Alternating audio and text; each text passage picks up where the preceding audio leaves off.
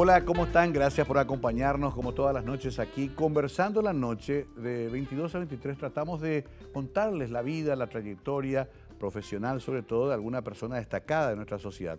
Hoy tenemos a una mujer, abogada, egresada en 1981 y a partir de ahí haciendo una gran carrera académica y profesional. Además, una mujer de carácter que ha peleado muchas luchas en su vida realmente. En mi caso la admiro mucho. Se llama Hilda de Fátima Burstaller. Esta es su breve semblanza y luego comenzamos a conversar la noche con ella.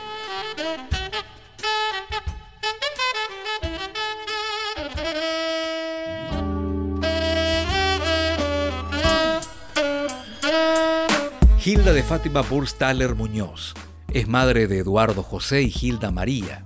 Fue la mejor bachiller del colegio, La Providencia, y mejor egresada en la Facultad de Derecho y Ciencias Sociales de la Universidad Católica, ex postulante a ministra de la Corte Suprema de Justicia, docente técnico de Derecho UNA y docente encargada de la Cátedra de Medicina Legal, turno noche, Derecho UNA. Asimismo, docente de Derechos Humanos y Ciudadanos, Escuela de Ciencias Sociales UNA. Tiene 42 años de ejercicio de la profesión. Es la primera penalista doctora en Derecho, disertante de varios congresos nacionales e internacionales, anteproyectista de leyes y autora de varios libros jurídicos.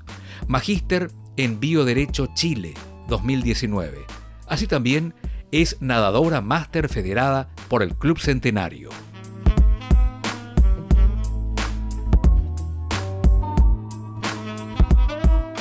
Bueno, estimada Hilda, qué gusto tenerte acá. Hilda de Fátima, siempre te dijimos. ¿Cómo estás? ¿Qué tal, Mario? Gracias por la invitación. Un gusto estar contigo y con tu gente.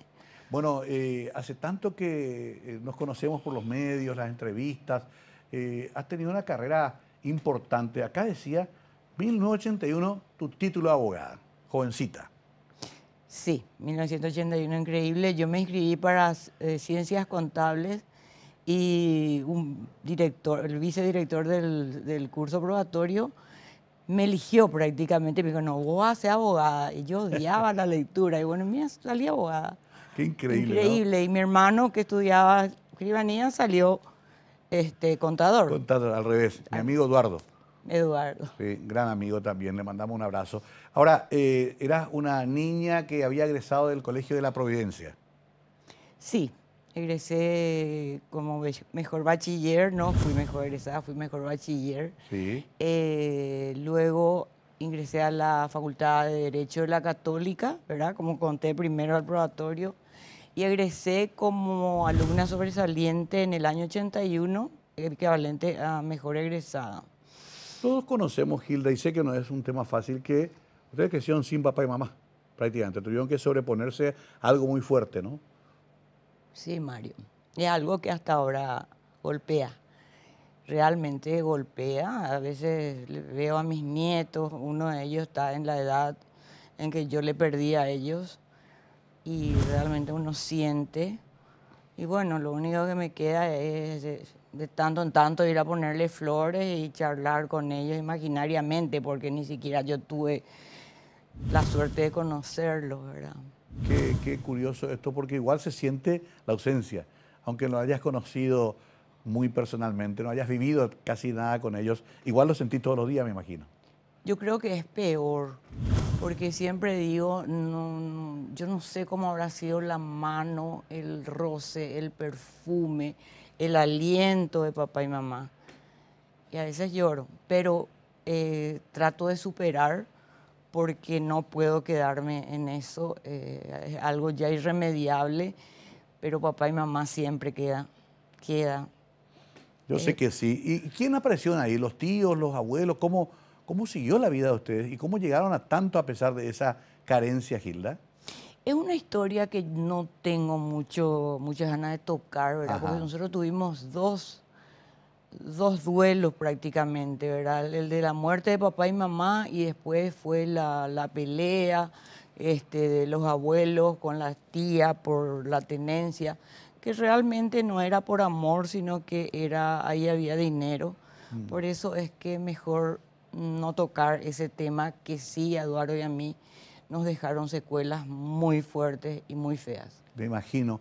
Y no hay muchos Burstaller en Paraguay. Es un apellido que no tiene demasiadas ramificaciones. No, están las 4 hijas de Eduardo y yo tengo 2 nietos. Uno es Burstaller, Sí, porque mi hijo por opción lleva mi apellido y con acuerdo de su papá. sí. Mi hija también lleva mi apellido. Y tengo un nieto que se llama también como papá y como su tío, Eduardo Sebastián Burstaller. Qué increíble. ¿Y tu mamá qué apellido tenía? Muñoz. Muñoz, Por ya. parte de los Muñoz sí tengo parientes, pero después Burstaller, el único es Eduardo, mi hijo y mi nietito, ya en Paraguay. Antes de entrar a la parte académica y profesional, que es tan interesante, quiero también completar esto. ¿Cuántos hijos tenés? 2, 2. ¿Quiénes son? Eduardo y Gilda. Ah, otra vez. Los nombres de papá y mamá, no precisamente por mí. ¿Y ellos se dedican al derecho también? Los 2 son abogados. Ajá, o sea que hubo una influencia tuya ahí. Y por lo visto, o sea que si bien es cierto, mi apellido es austriaco, en Italia están los Burstaller y una gran mayoría de los Burstaller abogados. Increíble. Qué Por eso increíble, ¿no? traemos en la sangre los genes del derecho al final. Qué curioso que es además tu gran pasión de vida, ¿no? Siempre se te vio como una mujer interesada en evolucionar. Podías haberte quedado con tu título, optar por un cargo, a lo mejor público, y terminar ahí. Vos no paraste nunca. Te especializaste, hiciste doctorados, te metiste en la docencia, escribiste mucho sobre el tema. Actualmente haces algo que es bastante también curioso, y vamos a hablar un poquito después, que es el bioderecho, algo así que me vas a explicar qué es. Pero se te conoce por un famoso caso, muy jovencita, Altamirano. Caso bravo, penal además. Sí, sí. En la época del doctor Argaña. Sí. Sí, Sí. es realmente el descuartizador del Palmaloma. Decían, fue mi primer caso que gané en la corte de la época del doctor Araña, que recuerdo que me decía, pero vos estás loca, querés bajar, que yo le baje la pena, me van a matar en una plaza. Pero al final me dieron la razón. Yo era bastante joven, pero yo demostré en tercera instancia lo que el derecho me enseñó, ¿verdad? Claro. Y ahí comencé, ¿verdad? Hice posgrado muy rápido, me apasioné por el derecho penal, tuve un caso muy famoso contra médicos, Sí. se alzó la Facultad de Ciencias Médicas en mi contra, y ahí me metí en la rama médico-legal, ¿verdad? Que hoy es mi especialidad. Claro, eso también te iba a decir, que el tema que ahora está tan en boga de la mala praxis era una rareza, era casi intocable hablar de que se puedan equivocar los médicos, ¿no? Hace 20, 30 años. Y bueno, sí, así mismo, hace 30 años más o menos, porque mis hijos eran chiquititos. Yo comencé con un caso más, para mí era un caso más.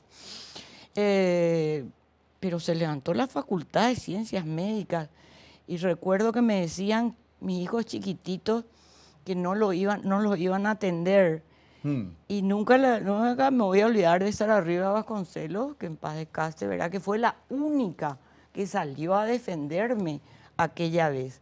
Pero hoy puedo decir que ya no soy el cuco de los médicos, porque yo defiendo la verdad. Yo defendí a muchos médicos, lo sigo haciendo, o sea que no soy el cuco solamente que Claro. estoy contra ellos. A no. veces se tiene la percepción, la gente que no es sobre todo entendida en derecho, de que el abogado se pone en una posición a favor de su cliente casi caprichosamente. En realidad lo que ustedes hacen es buscar los argumentos legales para defender o para atacar a alguien. Se usa siempre la ley, no es una cuestión personal, digamos. O para reducir. Claro.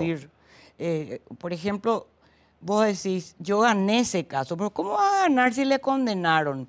Sí, pero la fiscalía pidió 30 años y le dieron 12. Claro. Ganaste el caso. Eso- O en primera instancia, que fue lo que a mí me caracterizaba, 30 años con el código anterior. Corte absuelto de culpa y pena. Eso es ganar casos. Eso es ganado en casa. O bajar las condenas. Claro, pero siempre, digamos, con el instrumento sagrado del derecho como arma para trabajar, ¿no? No es que uno consigue eso por una cuestión caprichosa. Es una ciencia la que ustedes manejan. Es una ciencia, pero últimamente se utilizan mucho las hinchadas. Sí, exacto. Que eso con las redes sociales afecta mucho al Poder Judicial. Y con la prensa también. Con la prensa también, porque prácticamente le ataca al juez. Yo nunca quise ser juez ni camarista, ¿verdad? Yo solamente quise ser ministro de la Corte, pero no fui. Después te voy a preguntar sobre eso, ¿por qué no llegaste ahí? Pero claro, entonces no hay jueces que se animen a veces a sentenciar justamente cuando tienen tanta presión. Es como que mejor no me meto y que vaya a segunda instancia. Por eso justamente yo nunca quise ser magistrado, porque Claro, yo no quiero depender de nadie, que nadie me diga tenés que tratar de que... Increíble, a mí me dicen, por ejemplo, en la facultad, bueno, vos ahora sos encargada de cátedra y estoy por ser titular, porque el titular de la noche ya no está, atendé, te van a llamar. ¿A mí? No creo. Y la verdad que es así. Claro, claro. Esa fue tu conducta también y quizás eso te valió un prestigio, pero también te privó a lo mejor de acceder a otros lugares. Me privó de mucho por esa... Ya dice la Biblia misma, no sea excesivamente justo, no sea que te pierdas. O sea, esa mi rectitud ya es un poco exagerada de repente. Mencionaste antes a Sara Rivas, la recuerdo tanto a Sara también, cuántos casos, ¿no? Fue una de las primeras penalistas y vos estás ahí nomás también con la diferencia que vos hiciste un doctorado en el tema. Sí, yo hice un doctorado, hice un posgrado y luego ya rendí mi tesis doctoral sobre la responsabilidad penal de los médicos. Hace poco me dieron una distinción la Asociación de Abogadas del Paraguay como primera mujer penalista doctora en Derecho. Sabemos que Serafina Dávalos es la primera doctora en Derecho. Claro. Pero penalista es lo que me tocó a mí, ¿verdad? Bueno, yo vengo de familia de abogados, como sabes. Mi madre era abogada, tengo dos hermanos abogados, sobrinos abogados, y siempre vi, y mi madre me hablaba mucho del tema de que, como toda profesión liberal, también era muy machista el derecho, y sobre todo en el ámbito penal, casi no había, era mal visto casi, ¿no? Que haya mujeres. Sí, Alicia Pucheta, la doctora Alicia Pucheta y Miriam Peña me suelen decir, ¡ay Dios! Antes nosotros teníamos miedo de pasar por el pasillo y vos entraste ahí, me dice, increíble, porque antes, cuando yo estaba yo comencé en el Tribunal I. Ah, sí, me acuerdo. En el Tribunal I que temblaba todo, encima yo me iba con esos tacos así. Soy el presidente Franco, por ahí. Soy el presidente Franco. Yo iba detrás de mi mamá como ayudante. Ahí yo comencé, practiqué un tiempo en lo civil y en lo penal, pero lo penal era lo mío, me encantaba, me encantaba. Y en el tribunal, y comenzamos, teníamos que ir también al Tribunal Guazú, que quedaba en la calle Chile. Sí, ¿verdad? Donde está el Ministerio Interior ahora. Sí, y el caso de Altamirano justamente comenzó en el Tribunal I y culminó en el Tribunal Guazú. Increíble, o sea, no, perdón, en el Tribunal Nuevo. El nuevo ya, en el Palacio de Justicia. El proceso, sí. ¿Quién fue tu juez? Y lo que te quería decir al respecto es que no había una sola mujer fiscal penal y menos juez penal femenino. No había, no existía. O sea, litigaba con hombres. Todo hombres. Y ahí se pasaba problemático también, era ser joven y usar minifalda, etcétera. Era un poco difícil. Tengo muchas anécdotas de esa época. Mira que en esa época ni siquiera se conocía la figura del acoso sexual y cosas así, ¿verdad? Había que bancarse muchas cosas. Había además una cultura muy complicada, ¿no? No, y eso comenzaba en la facultad, no es nuevo lo de la facultad. Yo era la eterna delegada de curso. Ajá. Pero tenía un padrino que me quería mucho, el decano, el finado Jerónimo Irala Burgos. Yo cada vez que alguien, yo ya me iba corriendo y él formaba mesas nuevas porque realmente era muy difícil en esa época vivir sola, ¿verdad? Como en mi caso, porque Eduardo se casó muy rápido. Sí.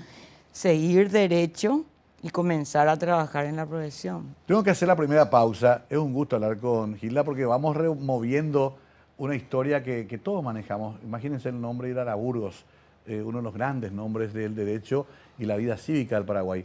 Sara Rivas, una mujer que hay que estudiarla más, que murió de manera violenta, lastimosamente. Bueno, por eso es que se entrecruzan historias y reconstruimos en general nuestra historia como sociedad, como invitamos a alguien como Hilda de Fátima Burstaller. Ya volvemos con ella conversando la noche en Mega TV.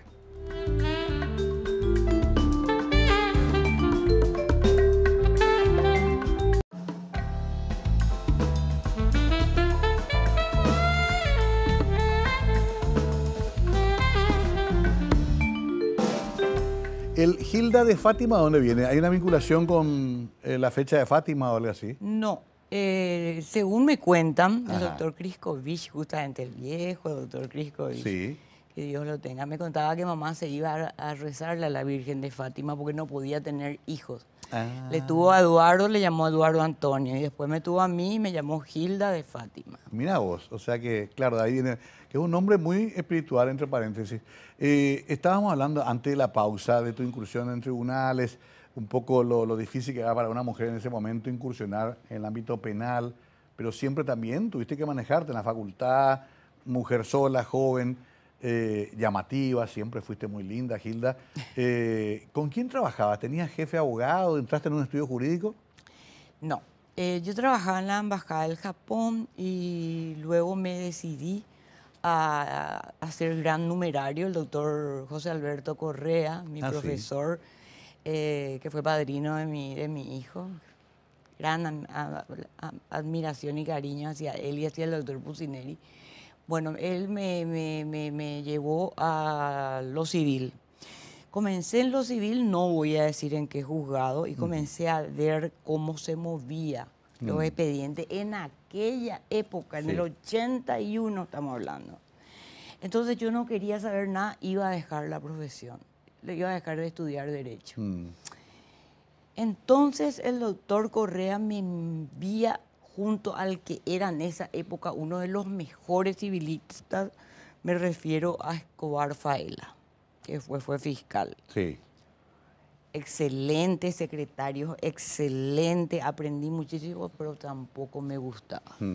Escobar Faela en ese momento era juez. Juez del Ok. cuarto turno, lo civil. Hasta que de repente nosotros teníamos una asignatura que se llamaba consultorio jurídico y teníamos que hacer 3 casos. Y ahí comienzo a movilizarme y pido ir a lo penal y comienzo a practicar con el doctor Luragui, que en paz descanse también. Ya. Ahí ya enseguida yo comencé a hacer juicios, inclusive le hacía a mis compañeros porque había que terminar 3 casos. Claro. Y ahí comienza mi intromisión a lo penal, ¿verdad? Y yo comencé en un garage sola. Qué increíble, ¿no? Solita. En época en que había que sustanciar el juicio también por medio de expedientes y escritos todo el tiempo. ¿no? Todo escrito. Sí, o sea, Todo, no había computadora, eran esas máquinas Olivetti. Sí. Era esas maquinitas. Claro. Directa, había que... Cuando yo hice mi tesis doctoral no había todavía computadora, era máquina. La máquina de escribir. No, era copy-paste, no existía. No existía, claro. No. Claro, y muchos libros acá y eso quería escribir. Un montón de libros. Ya Claro. en la época de la facultad me gustaba estudiar realmente. A ver, está en un garage sola produciendo eso. ¿En qué momento te instalaste como estudio jurídico? Yo me acuerdo cerca de la Plaza Italia tenías un estudio. ahí en un garage. Ahí. Sí, pero tengo que ser muy sincera. Cuando me tocaban casos, consultaba Ajá. Consultaba con Encina Marín, consultaba con el doctor Pacielo. Claro. Con ellos realmente fueron los que más consulté casos grandes. Claro. Realmente. Tenías después ya- esa apertura de preguntar. Sí, y después cuando- aprendí mucho practicando en lo criminal en la Secretaría de Ricardo Cabaña. Ahí aprendí muchísimo la parte procesal y me lancé. Comencé a tener clientes y me fui. Que una cosa fue atando a la otra, te aparecieron casos. Sí, Porque- después llegué a tener un estudio jurídico que éramos más de 16 personas. Hicimos bastante grande, teníamos los 3 pisos con abogados. Y bueno, hasta ahora está mi estudio jurídico, ahora lo llevo con mi hijo y otra persona más. Y también estoy trabajando como docente técnica en la Facultad de Derecho en el Departamento Científico de la Escuela de Ciencias Sociales. Eso quiero tocarte después un poco ese avance y por qué la visión del derecho como algo científico, pero en esa época de oro, digamos, del estudio grande, ¿qué tipo de casos te venían, Hilda? Todos. De todo. Era un estudio jurídico dedicado a todas las ramas del derecho. ¿Y ya teníamos problemas como ahora tenemos en el sistema de justicia o empeoró la situación? Digo, esto que recién hablaste de las sospechas de malos manejos, sobre todo la cantidad de presiones, injerencias políticas, los llamados telefónicos, ¿siempre fue así tan difícil esto? No. ¿Empeoró? Es difícil contestar, pero yo siempre Pero vos tenés experiencia. le digo a mis hijos que antes yo trabajaba mejor y gané mucho dinero sin necesidad de coimear. Yo nunca coimé. Yo no sé lo que es coimear. Así públicamente digo, no sé lo que es coimear, por eso hay muchos casos que no me dan, porque antes yo salía de la tele todos los días, parecía que no Claro. había otro abogado, ¿verdad? Sí. Yo no sé lo que es coimear. O sea, gracias a Dios, en mi caso particular, no sé, de algunos que estén en mi estudio, no creo por mi carácter, no. Pero sí se sentía. Claro. Sí se sentía en casos puntuales. Imagínate vos que ya teníamos, por ejemplo, la evasión de divisas. Un caso bastante emblemático y se sentía ya algo, porque hay varias etapas. Claro. Mi inicio reciente, después ya a mediados, o sea, según mi edad, pero abierto como es ahora, no. Sí, es lo que sospechaba, por eso te pregunté, y creo que lo contestaste muy bien, sin ofender a nadie, pero en realidad es algo que ya se ve a la luz del día, ¿no? A la luz del día y vos ves... Es un secreto a voces. En los grupos da lástima realmente porque algunos profesionales apenas pueden tener para sus pasajes. Claro. Y no es justo que inclusive gente que no es abogada te solucionan casos. Claro. Por otro lado. Cada cosa que vos ves y escuchás, yo por ejemplo tengo todavía casos, pero soy honesta. Yo no tomo casos chicos, o sea, mis casos que me interesen. Yo a mi edad ya no tomo casos, yo ya derivo. O sea, Claro. todos los casos son importantes. Es como el médico no puede Claro. decir que porque tiene un pique o porque tiene... No, todos los casos son importantes. Pero yo a mi edad ya elijo qué casos voy a llevar porque discúlpame que use esta palabra, me asquea ir a tribunales. Hay un ambiente que me presiona en el tribunal. Y yo no le respeto a los ministros de la Corte, salvo excepciones, como le respetaba a los anteriores ministros.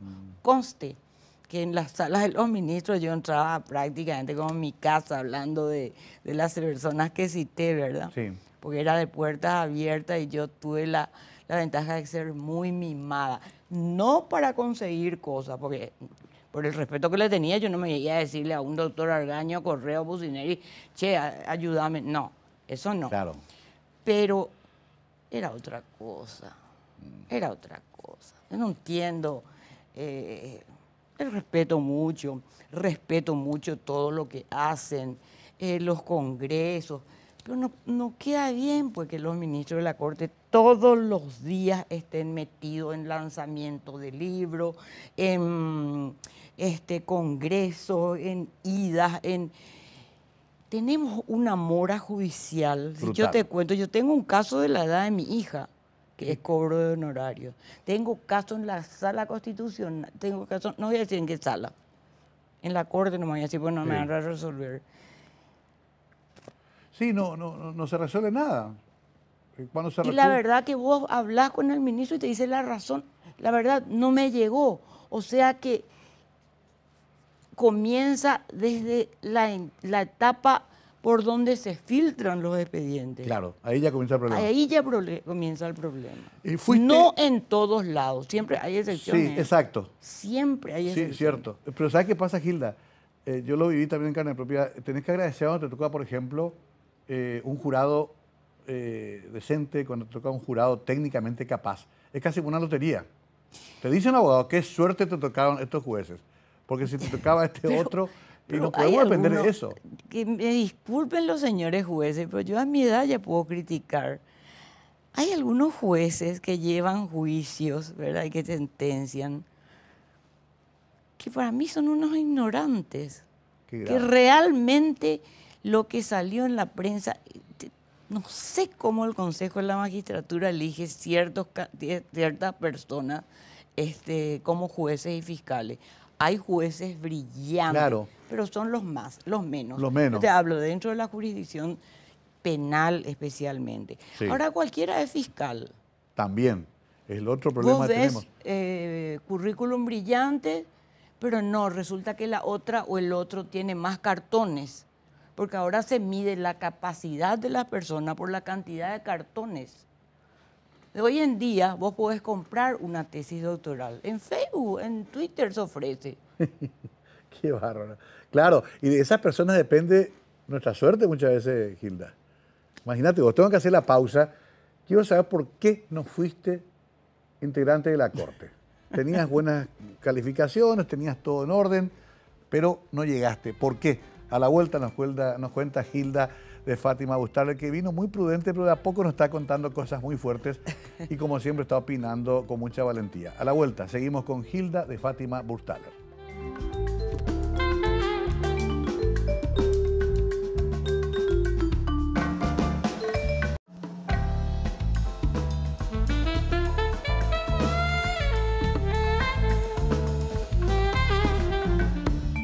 Hilda de Fátima Burstaller, abogada de profesión con largos años de experiencia, pero también docente, es una persona que siempre dijo las cosas de frente. Por eso fue muy atractiva para la prensa en su momento, cuando todos aprendíamos este tema de convertir a las noticias del derecho en noticias cotidianas. Fue algo nuevo también para el Paraguay. Vos comenzaste en época de dictadura con el viejo sistema, sí, por lo que veo. Sí. Después tuviste que adaptarte al nuevo sistema. ¿Eso también fue un cambio positivo, el famoso nuevo código de Shone y compañía? ¿Cómo absorbiste eso? Yo soy anti-Shone. ¿Vos sos anti-Shone? Totalmente anti-Shone. ¿Por qué?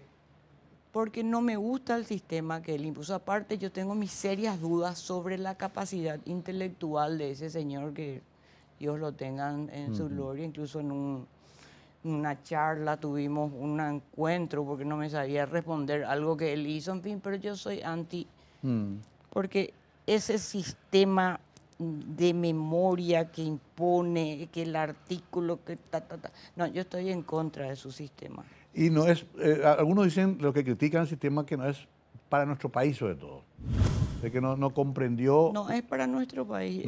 Acá en Paraguay pues viene un extranjero y ya es Dios más o menos. Acá, no, ese es inglés. Pero no sabemos bien la capacidad de la persona. La gente que les digo, yo estudié con Shone, yo hice el código con Shone. Hay gente que ni entiende ese código. O sea, no estoy con él, yo soy Entiendo. anti. Pero tuviste que adaptarte. Pero lógico, tengo que adaptarme porque es la ley. Claro. No le puedo decir al juez, no, che, yo no soy, no. ¿Es muy garantista, como dice nuestra gente, nuestro código? Depende de la cara de la persona. Claro. Bueno, pero vamos a lo que te dejé picando antes de la pausa. ¿Por qué no estoy hablando con una integrante de la Corte Suprema de Justicia en este momento? Sencillo es, yo me di perfectamente cuenta, no soy manejable. A mí no me va a manejar nadie. ¿En qué año te postulaste? 3 veces me postulé. 3 veces. ¿La primera vez? 90 y pico ya. Sí, muy pronto me postulé, muy joven. Y recuerdo que el doctor, uno de los primeros presidentes no recuerdo el nombre, me había comentado, me habían hablado de que mejor era que siga en la profesión, porque era muy joven. Sí. Después, en una segunda oportunidad, ya con Nicanor, etcétera, en la época de Nicanor estuve entre los 41, pero supe que hubo una negativa extrema de parte de cierto sector para mi ingreso. Y después una tercera oportunidad que me bajaron totalmente los puntos, ¿verdad? Que yo renuncié, estaba en España, me acuerdo, no, había viajado, no me acuerdo dónde, pero de España, me puse a teclear y envié mi renuncia. Y hace no mucho me presenté, pero me di cuenta otra vez que era totalmente político el tema y que esto no es para mí. Incluso mi hijo me dijo, mamá, era muy tenso el ambiente Aparte, te voy a decir una cosa. Yo no estoy de acuerdo de ser avaluada por personas que, en cuanto a lo educativo, estén en menores condiciones.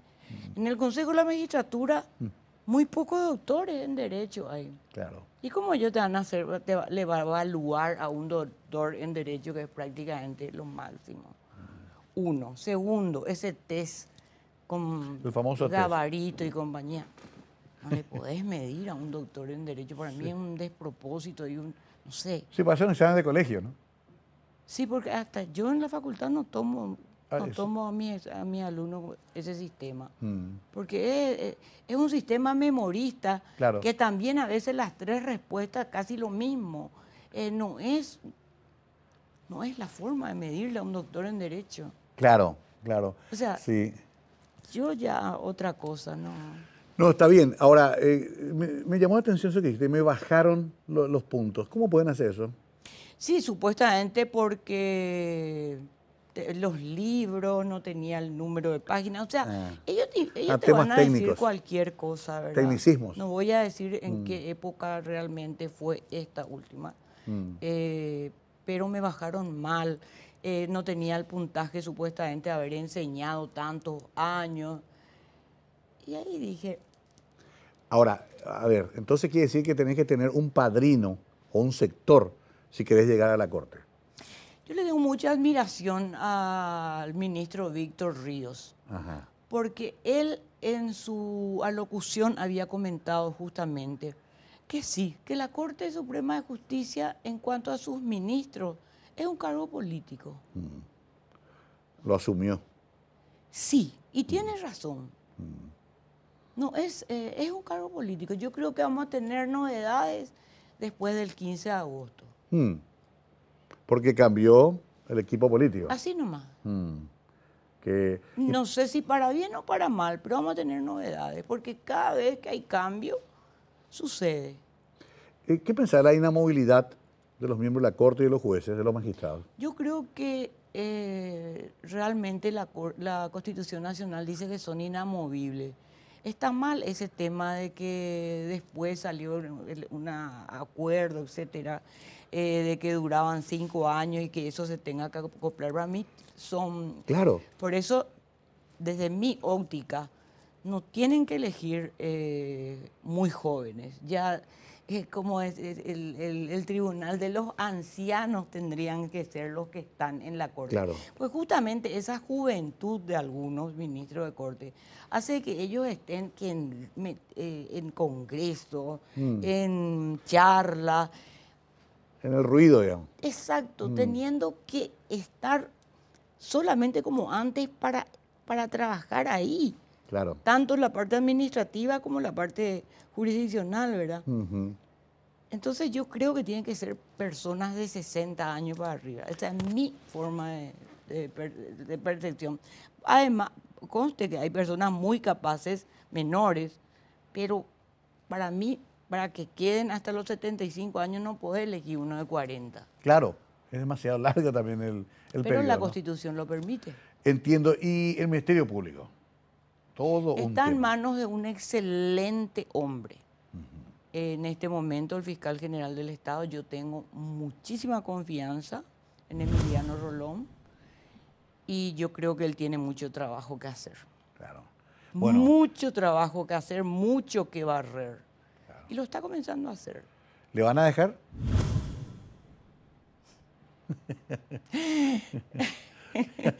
Qué malo que sos.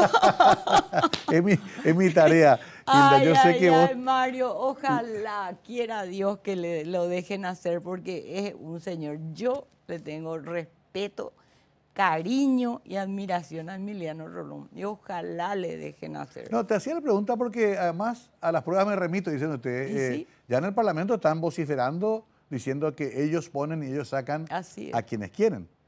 Es un mensaje directo, ¿no? Un mensaje directo. Qué bárbaro. Que ni en la época de Stroessner se escuchó.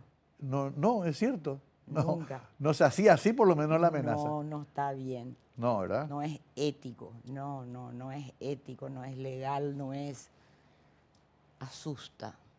A mí me asusta. Totalmente. Tengo que hacer otra pausa. Da gusto hablar con Hilda porque hasta lo que calla dice cosas ella cuando tarda en responder algo. Uno se imagina lo que piensa. Hilda de Fátima Burstaller es una querida amiga, pero además una persona que admiramos mucho. En la última parte quiero tocar su actividad actual como docente y este tema del bioderecho que me gustaría que me explique, aunque sea brevemente, a ustedes también. Ya volvemos con ella acá conversando en la noche.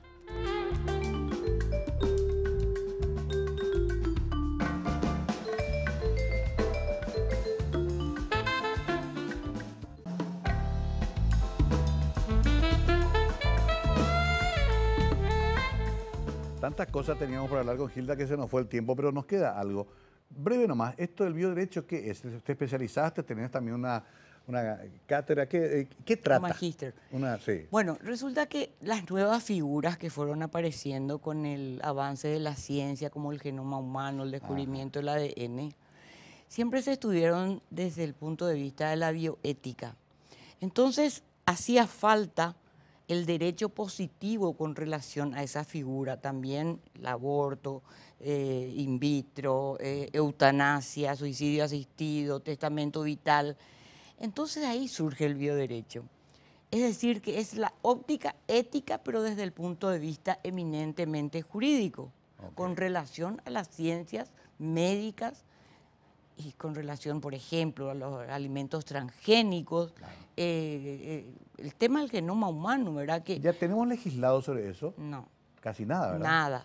Estamos trabajando, yo estoy trabajando realmente por el tema de los cuidados paliativos en general y también para los cuidados paliativos para enfermos terminales, claro. Su obligatoriedad por ley y también las voluntades anticipadas. Que en Argentina ya son legales. En la Argentina ya están, hace poco estuve en un curso, ya están peleando por la eutanasia. La vez pasada el doctor Felipe González tocó el tema y se armó un escándalo y perdió el cargo. Pero dijo la realidad. Claro, hay que hablar del tema. Hay que hablar del tema y tenés que iniciar un debate porque acá no se conoce mucho lo que es la muerte cerebral. Acá el paraguayo, si el corazoncito sigue latiendo, cree que la persona vive, pero por la ley Anita dictada por Marito, ya no. Acá la muerte cerebral es muerte y todos somos donadores de órganos por ley. Yo no sé por qué los médicos no hacen eso y piden otra vez permiso, porque vos solamente dejás de ser donador de órganos si es que te inscribís en el centro de ablación. Sí. Pero acá no es así. Y no es así. Y yo siempre le digo a mis hijos, no me vayan a tener con 200 tubos, no. Dejen una muerte natural, dejen morir naturalmente a la gente. ¿Qué tema? ¿Qué tema? Y amerita otro programa, Hilda, porque es apasionante, es muy interesante. Te vamos a seguir preguntando, se me acaba el tiempo y no quiero dejar de preguntarte tu faceta de nadadora, que es una faceta bastante particular tuya. ¿Hace cuánto que nadás? Bueno, yo nado desde chiquitita, claro. ¿Verdad? Eduardo fue campeón de natación, para mí no me dejaban competir porque tenían miedo que me agrande. Y yo me quedé sola, ¿verdad?